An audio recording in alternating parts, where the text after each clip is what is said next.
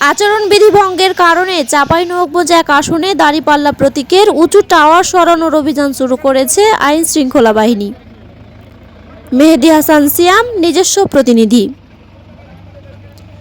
সংসদীয় আসন 43 চাঁপাইনবাবগঞ্জ এক শিবগঞ্জ আসনে বিভিন্ন জায়গায় জামাতে ইসলাম মনোনীত প্রার্থী ডক্টর মাওলানা কেরামত আলীর নির্বাচনী প্রচারণার উদ্দেশ্যে নিষিদ্ধ প্লাস্টিকের তৈরি দাঁড়িপাল্লার উঁচু টাওয়ার ভেঙে ফেলা শুরু করেছে নির্বাচনী দায়িত্বে থাকা একজন নির্বাহী ম্যাজিস্ট্রেটের নেতৃত্বে আইন শৃঙ্খলা বাহিনী।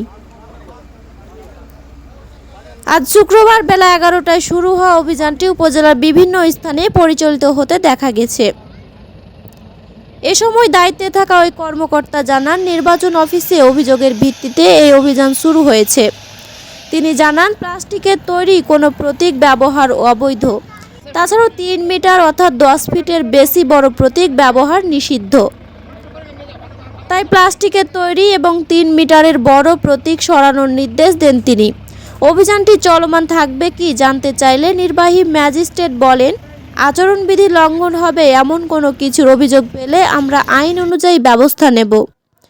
এ বিষয়ে ধানের শীষের প্রার্থী প্রধান এজেন্ট উপজেলা বিএনপি সদস্য সচিব তশিকুল আলম জানান, জামাতের প্রার্থীর পক্ষে তাদের কর্মীরা বিভিন্ন সময় বিভিন্ন ধরনের আচরণবিধি লঙ্ঘন করেছে। আমরা এসবের বিরুদ্ধে অভিযোগ দিয়েছি।